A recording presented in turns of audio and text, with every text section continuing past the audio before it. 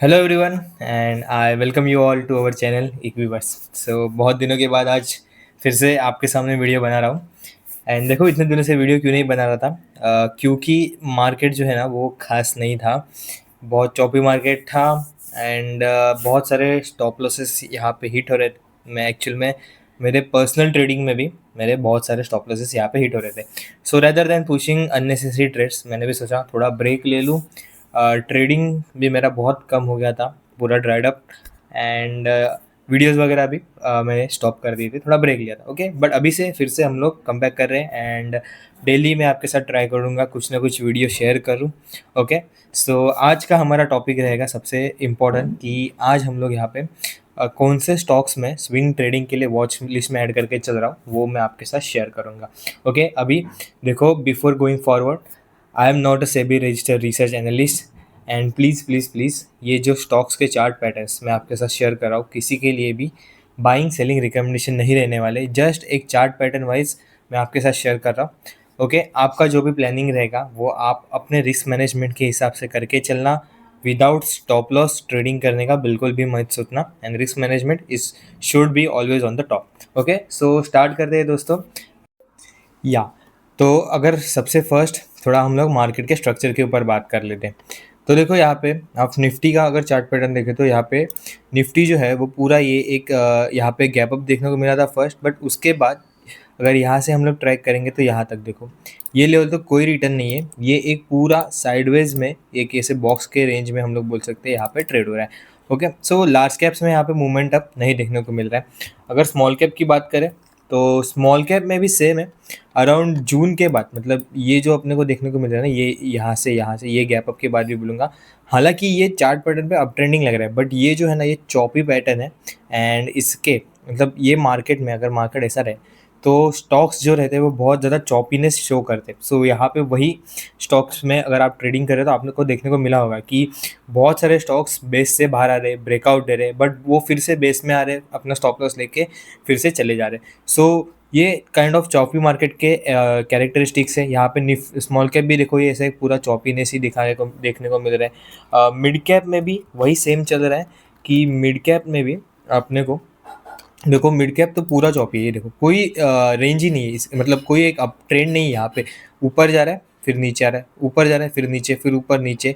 सो ये mid cap, small cap, Nifty तीनों में भी आपको चॉपीनेस देखने को मिलेगा। And because of that reason यहाँ पे ट्रेडिंग जो है वो मैंने भी यहाँ पे स्टॉप कर दिया था, क्योंकि कोई मोमेंटम ही नहीं आ रहा है स्टॉक्स में। अगर ब्रेकआउट आ रहा है तो ब्रेकआउट के बाद फॉलो अप बाइंग आना चाहिए, बट वो फॉलो अप बाइंग नहीं आ रहा है। ब्रेकआउट के बाद स्टॉक जो है वो कन्वर्ट होकर फिर से बेस में आ रहे हैं। एंड बहुत सारे अगर आप बार बार कंटिन्यूस यहाँ पे अगर फोर्सफुल ट्रेड करोगे तो आपके स्टॉप लॉसेस जो है वो कंटिन्यूस कटते जाएंगे। तो उससे अच्छा है कि थोड़ा मार्केट को सेटल होने दो।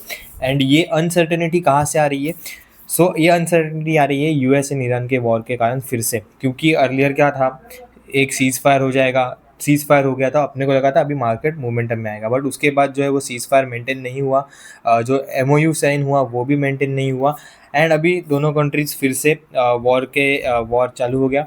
एंड उसके बाद हम लोग ने देखा क्रूड ऑयल के प्राइसेस फिर से बढ़ गए थे, अराउंड $90-95 तक क्रूड ऑयल के प्राइसेस चले गए थे। So all of these things यहाँ पे अभी भी मार्केट में जो है वो एक अनसर्टेनिटी क्रिएट कर रहे हैं। हालांकि जो पहले इम्पैक्ट आ रहा था ना यूएस ईरान वॉर का, उतना डीप इम्पैक्ट नहीं आ रहा है मुझे लग रहा है। But because of the crude oil prices, crude oil एक बहुत ज़्यादा इंपॉर्टेंट चीज़ हो जाती है यहाँ पे इंडिया के लिए specifically. So because of that यहाँ पे इंडियन मार्केट्स में भी इफेक्ट आ रहा है। ओके, सो ये एक रीज़न है। ऑल जिस ये जो हम लोग ने पास्ट फ्यू डेज में जो साइडवेज चॉपीनेस देखने को मिला, because of that only. Okay, अभी आते हैं कि मैं कौन से स्विंग ट्रेडिंग स्टॉक्स को अभी अपने इसमें वॉच लिस्ट में ऐड करके चल रहा हूँ। देखो, मैं एक चीज़ आपको बोलूँगा स्टार्ट आगे जाने से पहले कि ये स्टॉक्स के चार्ट पैटर्न्स में वॉच लिस्ट में ऐड करके चल रहा हूँ, बट फुल फ्लेज ट्रेडिंग अभी तक मैंने यहाँ पे नहीं चालू की है, बस ऐड करके चल रहा हूँ। लास्ट 1-2 दिन में यहाँ पे मार्केट अच्छा रहा है, क्रूड ऑयल के प्राइस फिर से आज अराउंड $85 के नीचे तक आ गए, तो 6-7% आज ही क्रूड ऑयल में एक डाउनवर्ड मूवमेंट देखने को मिला था। सो बिकॉज ऑफ दैट अगर मार्केट में यहाँ पे पॉजिटिव मोमेंटम रहेगा तो आप ये स्टॉक्स को अपने वॉच लिस्ट में ऐड करके चल सकते हो। ओके, इसमें देखो ये 4 स्टॉक्स है। सबसे फर्स्ट है अपना data patterns. Okay, so data patterns as always सबसे इंपॉर्टेंट क्या है हमारे लिए? Up trend. तो अप ट्रेंड यहाँ पे देखो डेली बेसिस पे आपको अप ट्रेंड देखने को मिलेगा। ओके, उसके बाद रीज़न क्या है ना, स्पेशली देखो यहाँ पे एक अप ट्रेंड रहा, उसके बाद स्टॉक में सेलिंग रैली देखने को मिली। ओके, ये सेलिंग रैली थी पूरी, बट स्टॉक ने जो है वो लास्ट दो मतलब 21 जुलाई को एंड 22 जुलाई को आप उसके प्राइस एक्शन देखो, 2 दिन में स्टॉक जो है वो ऑलमोस्ट यहाँ पे बॉटम से 20% का रैली दिखाया 2 दिन में। एंड 22 जुलाई का कैंडल स्पेशली देखो 12% का सिंगल डे राइज था, बट वहाँ पे highest volume of the year आया था। एंड उसके बाद देखो, उसके बाद स्टॉक जो है वो ये चॉप टाइटनेस के ये रेंज में यहाँ पे टाइट हो रहा है। तो ये एक स्टॉक जो है वो मैं स्विंग ट्रेडिंग के लिए ऐड करके चल रहा हूँ। यहाँ से अगर एक ऐसा मोमेंटम, 1 मिनट में दिखाता हूँ आपको।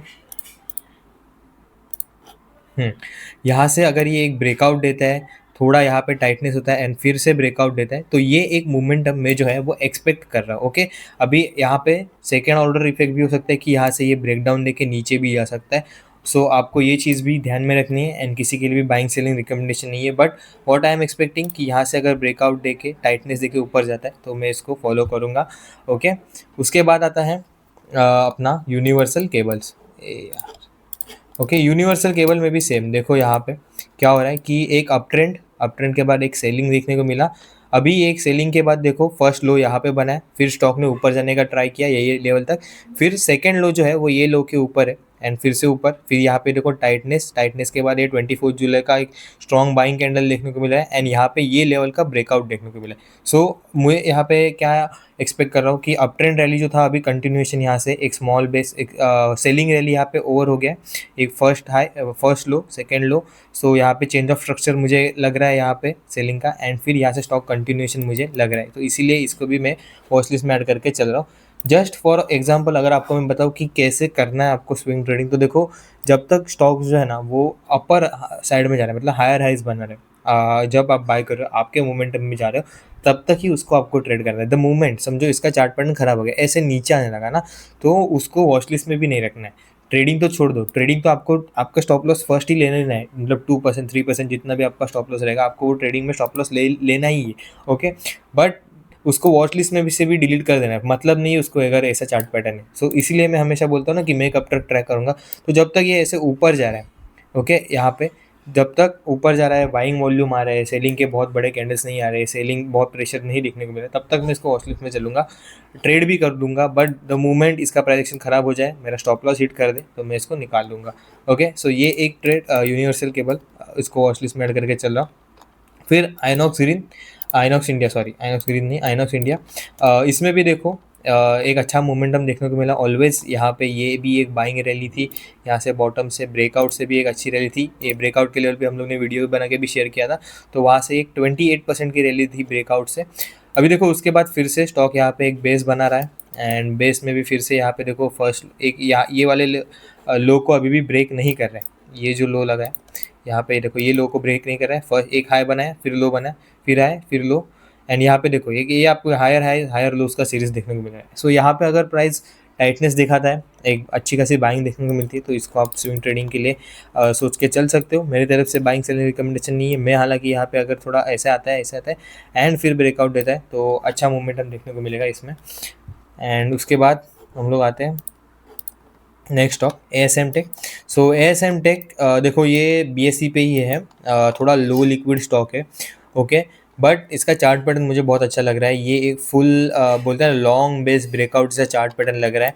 यहाँ से नीचे से भी देखो आपको अच्छी रैली देखने को मिली थी एंड स्टॉक जो है वो अभी पहले 5% के सर्किट में था, 5% से सर्किट से भी हट गया है। यहाँ पे देखो ये एक फर्स्ट पूरी रैली भी आई थी बॉटम से, अगर मैं यहाँ से भी कैलकुलेट करूँगा तो 117% की रैली आई। बट उसके बाद देखो ये वाला जो प्रीवियस हाई वाला लेवल था वहाँ पे सेलिंग प्रेशर देखने को मिला, बट सेलिंग प्रेशर मुझे लग रहा है यहाँ तक सेलिंग आया, सेलिंग प्रेशर खत्म हुआ और स्टॉक में फिर से यहाँ पे फ्राइडे को एंड कल के दिन एक फिर से बाइंग देखने को मिला है। सो अगर यहाँ पे थोड़ा टाइटनेस देखने को मिलता है प्राइस में, या फिर एक और ऐसा कप एंड हैंडल वाला जैसे कप हैंडल बना रहा है एंड उसके बाद ब्रेकआउट दे रहा है ना, तो ये पैटर्न फिर मैं इसको 10/10 दूंगा। देखो यहाँ पे अगर थोड़ा यहाँ पे अगर सेलिंग आता है एंड फिर उसके बाद थोड़ा ऐसे 1-2 दिन के लिए टाइटनेस होता है एंड फिर उसके बाद ब्रेकआउट देता है, तो यहाँ पे अच्छा ट्रेडिंग अपॉर्चुनिटी बन सकता है। ओके, सो ये 4 स्टॉक्स थे जो मैंने आपके साथ शेयर किए, जो मुझे स्विंग ट्रेडिंग के हिसाब से अच्छे लगने को देखने को मिल रहे हैं। एंड किसी के लिए भी बाइंग सेलिंग रिकमेंडेशन नहीं है दोस्तों, प्लीज़। ओके, एंड मेरी अगर आप आपको ये बोलूँगा मैं, तो देखो सबसे इम्पोर्टेंट है, आप कोई भी पैटर्न कर दो, बट स्टॉप लॉस आप रिस्क मैनेजमेंट कैसे करते हो ना, बहुत ज़्यादा इंपॉर्टेंट हो जाता है। Okay, so please risk management को कभी भी अंडर एस्टिमेट मत करना, स्टॉप लॉस को कभी भी अंडर एस्टिमेट मत करना। स्टॉप लॉस जैसे ही पोजीशन ले लोगे वैसे ही लगा देना, क्योंकि बहुत बार हम लोग वो एक थिंक करके आते हैं कि स्टॉप लॉस लगाएंगे तो ऑपरेटर स्टॉप लॉस लेके निकल जाता है, स्टॉक फिर भाग जाता है, बट ऐसा नहीं होता है। स्टॉप लॉस जो है वो आप लगा दो, कोई आपका स्टॉप लॉस लेने के लिए पूरा मार्केट को नीचे लेके नहीं आने वाले, स्टॉप लॉस लगा दो आप।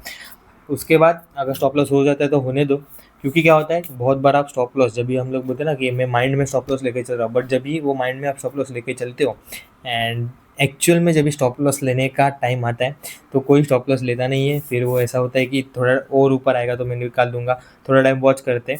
सो वो फिर माइंड अपने के साथ ट्रिक करने लगता है। सो उससे अच्छा है जैसे ही आप ट्रेड लो उसके बाद सबसे फर्स्ट आपको स्टॉप लॉस लगाना है। Okay, so please, and again किसी के लिए भी बाइंग सेलिंग रिकमेंडेशन नहीं है। जो चार्ट पैटर्न्स मैं वॉच कर रहा हूँ वो मैंने आपके साथ शेयर किए, जस्ट दैट आप भी अपने ऑफिस में ऐड करके चल सकते हैं। So have a nice day guys and nice week ahead. Thank you.